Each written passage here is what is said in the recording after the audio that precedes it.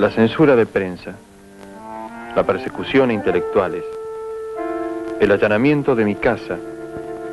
el asesinato de amigos queridos y la pérdida de una hija que murió combatiéndolos son algunos de los hechos que me obligan a esta forma de expresión clandestina, después de haber opinado libremente como escritor y periodista durante casi 30 años.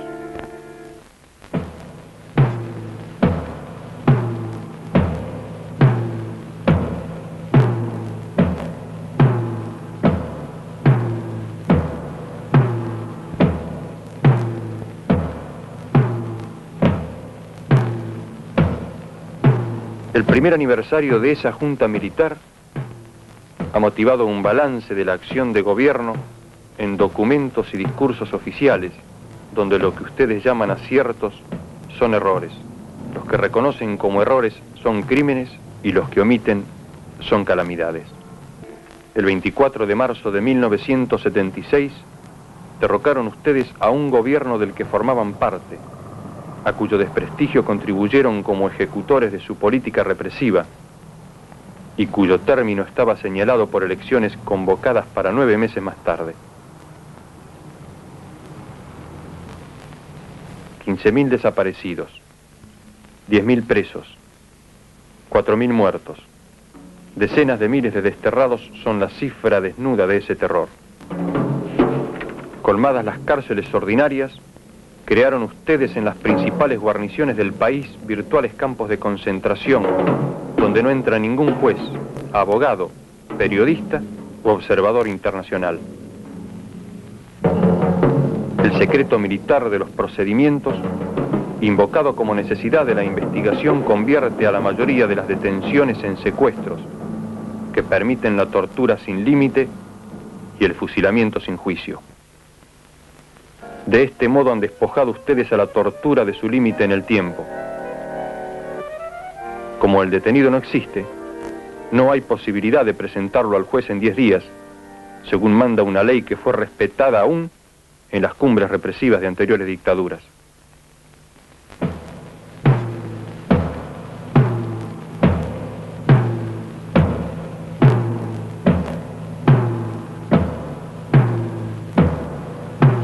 Entre 1.500 y 3.000 personas más han sido masacradas en secreto después que ustedes prohibieron informar sobre hallazgos de cadáveres que en algunos casos han trascendido, sin embargo, por afectar a otros países por su magnitud genocida o por el espanto provocado entre sus propias fuerzas.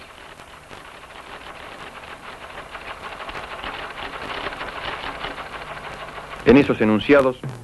se agota la ficción de bandas de derecha, presuntas herederas de las 3A de López Rega, capaces de atravesar la mayor guarnición del país en camiones militares, de alfombrar de muertos el río de la Plata, o de arrojar prisioneros al mar desde los transportes de la Primera Brigada Aérea, sin que se entere el general Videla, el almirante Macera o el brigadier Agosti. Las 3A son hoy las 3 armas, y la junta que ustedes presiden no es el fiel de la balanza entre violencias de distintos signos, ni el árbitro justo entre dos terrorismos,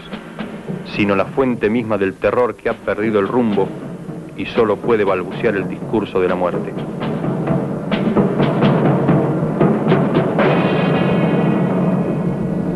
Hace 35 años, un día como hoy, 25 de marzo, llegaba a este lugar el cuerpo de Rodolfo Walsh, probablemente ya sin vida. Y no sabemos exactamente lo que ocurrió después, y tal vez no sea importante abandonarnos a esa búsqueda de hipótesis, una más macabra que la otra,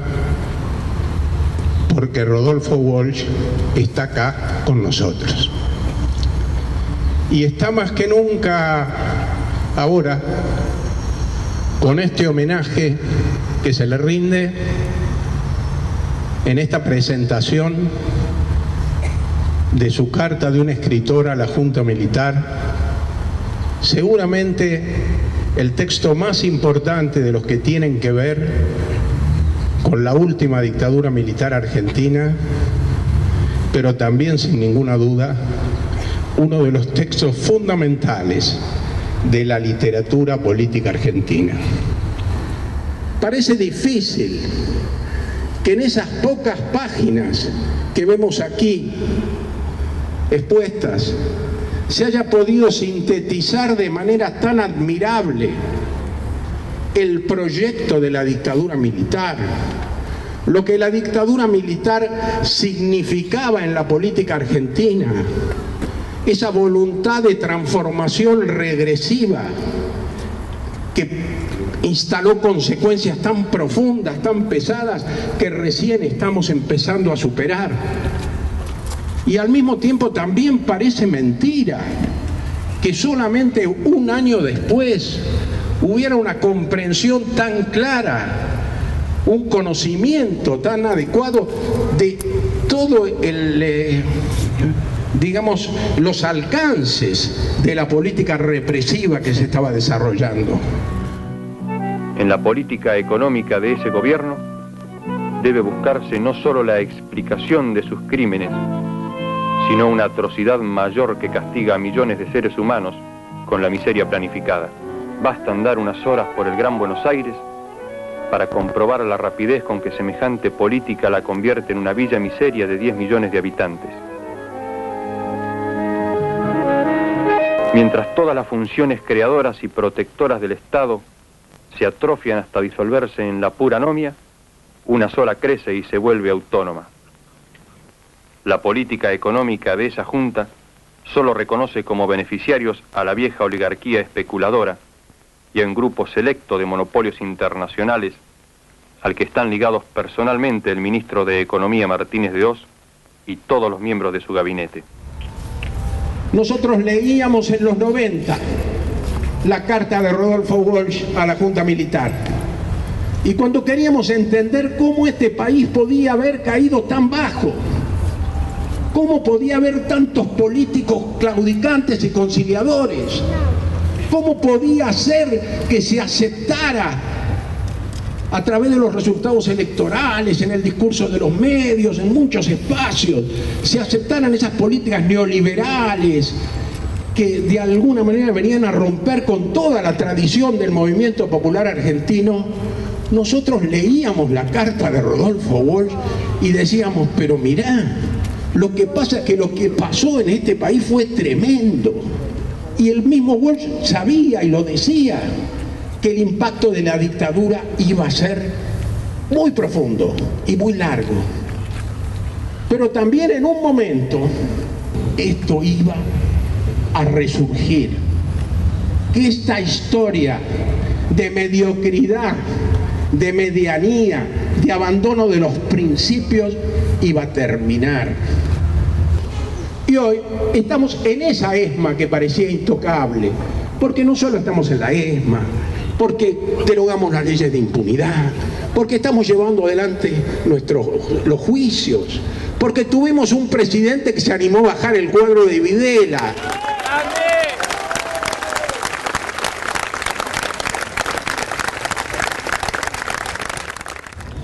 Instalar la carta en el predio de la ex ESMA es un acto de libertad conquistada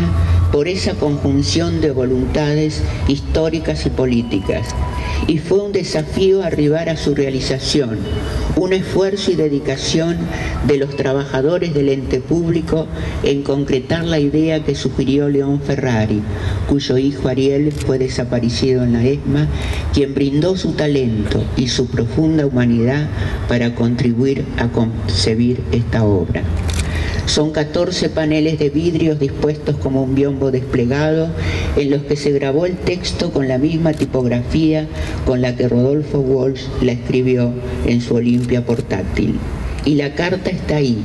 en el bosque de eucaliptus, los altos árboles que también sombreaban la casita de San Vicente, donde Walsh tipeó durante más de 3 meses esas páginas. Ahí está plantada, casi frente a esas paredes, sótanos y altillos del ex casino que fueron testigos mudos del horror de lo que allí sucedió, para que los que lo recorren, ese lugar que estremece, puedan caminar unos pasos y ver y leer en la carta que es posible vencer al terror cuando se entiende que no fueron desbordes de algunos centuriones alucinados, sino la política misma de esa junta militar,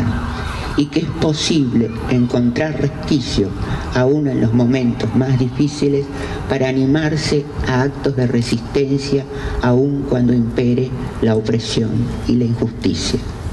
En marzo de 1977, desde esa proyección de su pensamiento, que siempre trascendía su posible tiempo vital, Rodolfo decía que iban a pasar varias décadas para que el pueblo argentino pudiera renacer del daño causado por esa dictadura.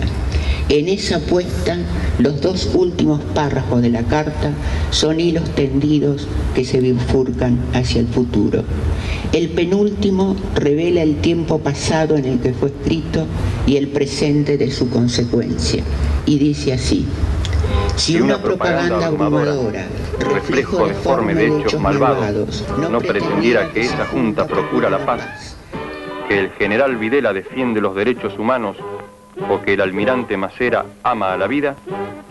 aún cabría pedir a los señores comandantes en jefe de las tres armas que meditaran sobre el abismo al que conducen al país tras la ilusión de ganar una guerra que, aun si mataran al último guerrillero, no haría más que empezar nuevas formas, porque las causas que hacen más de 20 años mueven la resistencia del pueblo argentino no estarán desaparecidas, sino agravadas por el recuerdo del estrago causado y la revelación de las atrocidades cometidas.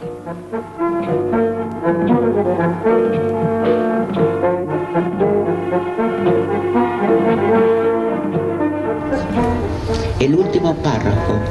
como el primero, reafirman su identidad y autoría. Estas son las reflexiones que en el primer aniversario de su infausto gobierno he querido hacer llegar a los miembros de esa junta, sin esperanza de ser escuchado, con la certeza de ser perseguido, pero fiel al compromiso que asumí hace mucho tiempo de dar testimonio en momentos difíciles.